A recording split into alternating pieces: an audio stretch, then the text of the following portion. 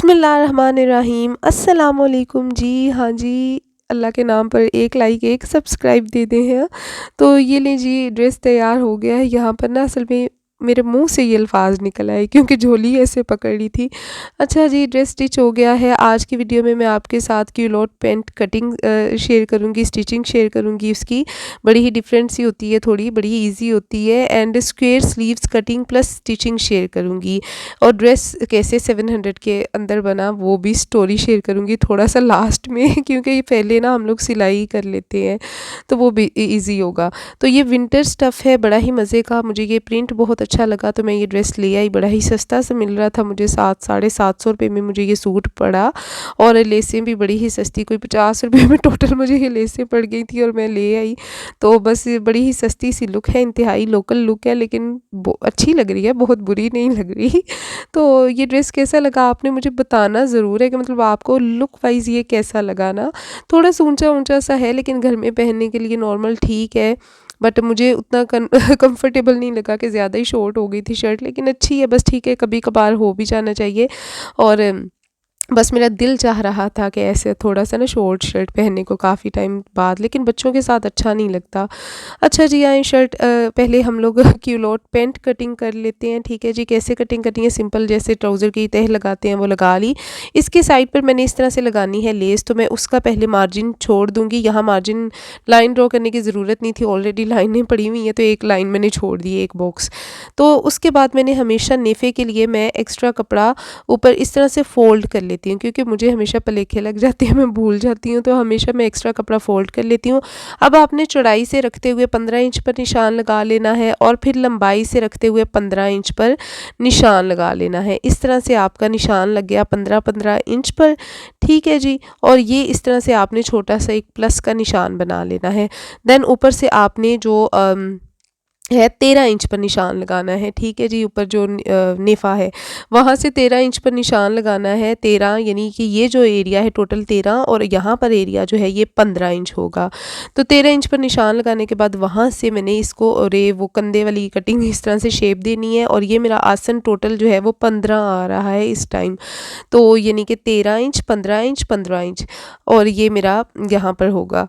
फिर देन पांचा जो है वो मैंने रखा है 8.5, 7 मेरा पांचा होगा, 7.5, और बाकी मैंने एक्स्ट्रा सिलाई का मार्जिन रखते हुए इस तरह से सिंपल आपने कटिंग कर देनी है। नीचे फोल्डिंग का कपड़ा भी मैंने रखा है, अब लेंथ मुझे बताना याद नहीं रहेगा। अच्छा, ये स्टिच लेंथ मेरी जो है ना ये 37 है, 37 आई है मेरी सिली सिलाई आफ्टर स्टिचिंग। तो 38 39 मतलब इस तरह से पांचे का 2 इंच एक्स्ट्रा वो देख सकते हैं आप, नीचे मैंने फोल्डिंग पे रखा था 39 पर। और नेफा जो है उसको मैं काउंट नहीं करती क्योंकि वो हमेशा मैं वैसे ही फोल्डिंग पे लगा लेती हूँ। कटिंग कर ली उसके बाद अब ये आ गया जी नेक्स्ट स्टेप, एक मरहला कंप्लीट हो गया। अब आपने एक तरफ से ट्राउज़र को उठाना है और उसकी इस तरह से कर देनी है डीप कटिंग। उसकी रीज़न ये है कि बैक साइड ऑब्वियसली हैवी थोड़ा होती है, वहाँ हमें ज़्यादा कपड़ा चाहिए, लेकिन फ्रंट पर ना ये कपड़ा एक्स्ट्रा काफ़ी ज़्यादा इकट्ठा हो जाता है, फिर अच्छा नहीं लगता। तो थोड़ा सा इस तरह से एक्स्ट्रा कट कर लें ताकि फ्रंट से भी इतनी बहुत ज़्यादा कोई उठी लुक ना आए कपड़े की। तो इस तरह से मैंने, आप देख सकते हैं, थोड़ी पट्टी सी उतार ली है काफ़ी। अब मैंने यहाँ से इसको नीचे से सिलाई का मार्जिन रखते हुए 1/2 इंच एक्स्ट्रा रखते हुए 12 इंच मेरा टोटल फ्रंट होगा स्टिच इलास्टिक के बाद। तो 12 से ऊपर तकरीबन 2.5 इंच रखने के बाद ना 15 इंच पर मैंने इस तरह से या 15.5 इंच पर आपने इस तरह से निशान नहीं लगाना, इसको मतलब कट कर लेना है और इस तरह से तिरछा कट करना है। ये मेरी फ्रंट साइड है जहाँ से मैंने कटिंग स्टार्ट की, और जिस तरफ को जा रही हूँ वो बैक साइड है। वो मेरे पास एक्स्ट्रा मार्जिन था और रेव वगैरह का जो मैंने निकाली है, अदरवाइज़ पीछे से कपड़ा कट करने की बिल्कुल भी ज़रूरत नहीं है, सेंटर पर ला कर तकरीबन रेव कर देनी है। लेकिन मुझे इसलिए मैंने किया कि वो ऊपर से मैंने एक्स्ट्रा कपड़ा काफ़ी छोड़ा हुआ था, आप देख सकते हैं कि मैंने जो फोल्डिंग में कपड़ा छोड़ा था। अच्छा जी, लेस साइड पर लगानी है और इस तरह से रेव जो तिरछी कट करने के बाद आ जाएगी। ये मेरी फ्रंट साइड है, इसी तरह इकट्ठे पकड़ के इनको सिलाई कर दूंगी और वो बैक है। अब बैक की भी सिलाई उसी तरह लगेगी। खैर, यहाँ शर्ट की कटिंग स्टार्ट करते हैं। शर्ट की जो टोटल विड्थ है वो मैंने 13 इंच ली है, डबल फोल्ड कपड़ा करने के बाद जैसे शर्ट की फोल्डिंग लगाते हैं सिंपल। इसमें ये होता है कि अगर आपका तीरा जितना भी टोटल 7 है तो 6.5 ले लें, 6.5 है 6 ले लें, 8 है 7.5 ले लें, कम लेना होता है आपने तीरा। और इसी तरह कंधा भी अगर 9 है तो 8, 8 है तो 7। तो यहाँ पर इसी तरह मैंने 7 पर मेरा था तो 6.5 पर मैंने अपना तीरा लिया है। कंधे जो है वो मेरा 9 होता है बेसिकली, तो मैंने 8 इंच पर कंधा रखा है और ये निशान लगा लिए हैं। ऊपर से मैंने थोड़ा सा मार्जिन छोड़ा था 1/2 इंच, क्योंकि एक्स्ट्रा कपड़े का और रेव वगैरह निकालने का। यहाँ पर अब मेरा फिटिंग का निशान आ रहा है और चेस्ट पर मैंने तकरीबन 20 इंच रखा है। ये जो चौक वाला है मेरा 13 इंच नीचे जाकर, ये मैंने रखा है 20 इंच के 20.5 इंच। तो आप स्लो करके वीडियो आहिस्ता-आहिस्ता देख लीजिएगा, वीडियो लंबी हो जाए ना तो फिर भी मसला होता है, इसीलिए मैंने थोड़ा स्पीड में रखी है। तो यहाँ इसकी ये जो ब्रांडेड जितनी भी कुर्तीज़ होती हैं इनकी फिटिंग इसी तरह से होती है, सिर्फ चेस्ट एंड देन चौक की बस, और इस तरह तिरछी चली जाती है। इसमें उस तरह से 3 वाली वो 3 रेशियो नहीं लेना पड़ते आपको, 3 निशान नहीं लगाना पड़ते।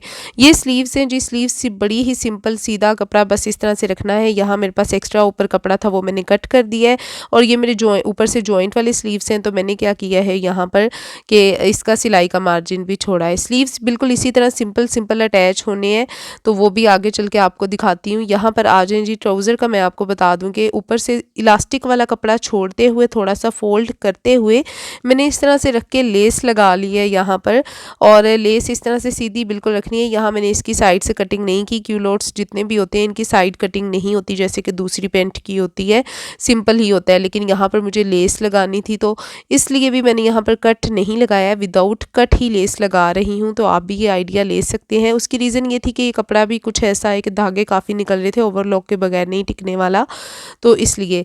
तो पहले मैंने निशान लगा लिया था ऑलरेडी, यहाँ पर सी स्ट्रेट लाइंस थी तो बड़ा ईजी था मेरे लिए निशान लगाना, बट ये था कि मैंने फिर भी इसके ऊपर एक निशान सीधा ड्रॉ कर लिया था।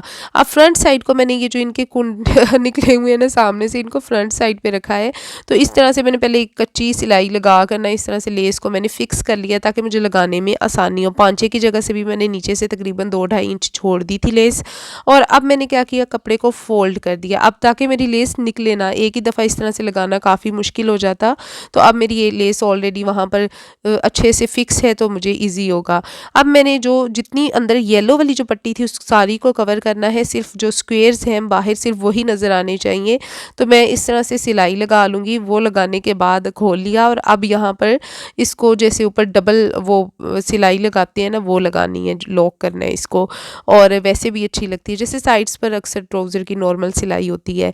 और यहाँ लगाते हुए ये भी ध्यान रखना, जहाँ जहाँ से हल्की थोड़ी बहुत पट्टी रह गई होगी ना, येलो नज़र आ रही होगी, तो मैंने कपड़े को उसके ऊपर चढ़ाते हुए आगे को करते हुए घसीटते हुए तो वो भी मैंने कवर कर लिया। तो अब यहाँ पर मेरे सिर्फ स्क्वेयर्स ही नज़र आ रहे हैं, अंदर जो येलो रिबन था वो बिल्कुल भी नज़र नहीं आएगा।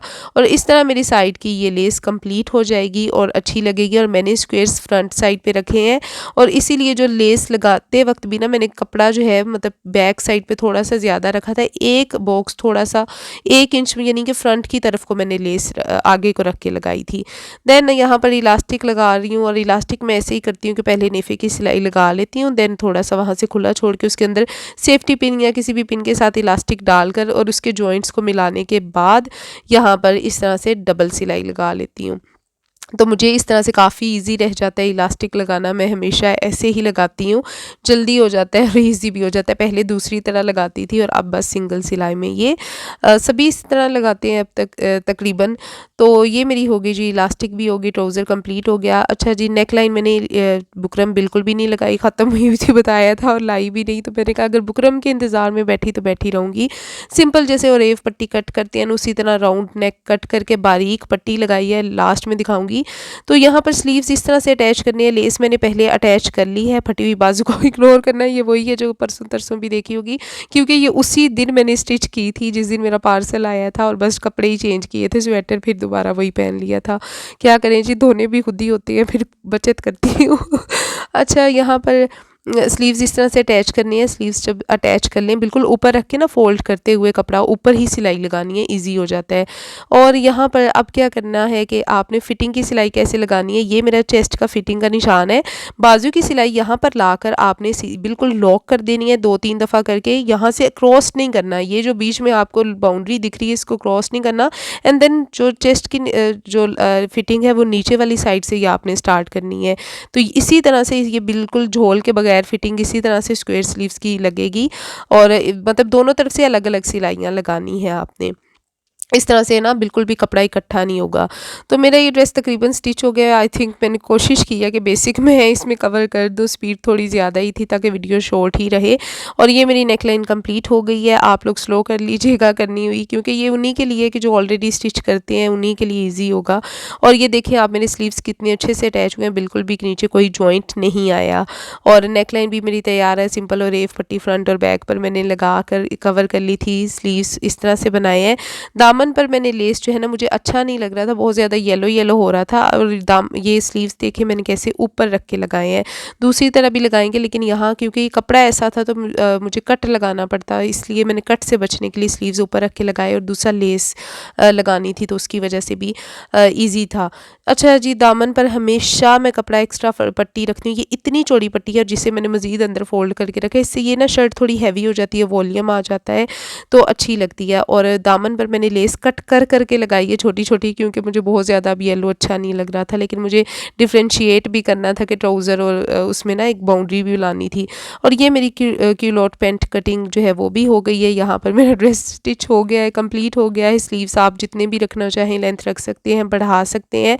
और बस कैसा लगा मुझे ज़रूर बताइएगा। और मज़ीद इसी तरह सस्ते सस्ते ड्रेस डिज़ाइनिंग के लिए और यूँ भी ड्रेस डिज़ाइंस के लिए मेरे साथ ही रहिएगा, वीडियो ज़रूर देखते रहिएगा। मेरी चैनल सब्सक्राइब कर दें ताकि आपको नेक्स्ट जो भी डिज़ाइनिंग करने वाली हूँ ना, वो आपको मिलती रहे।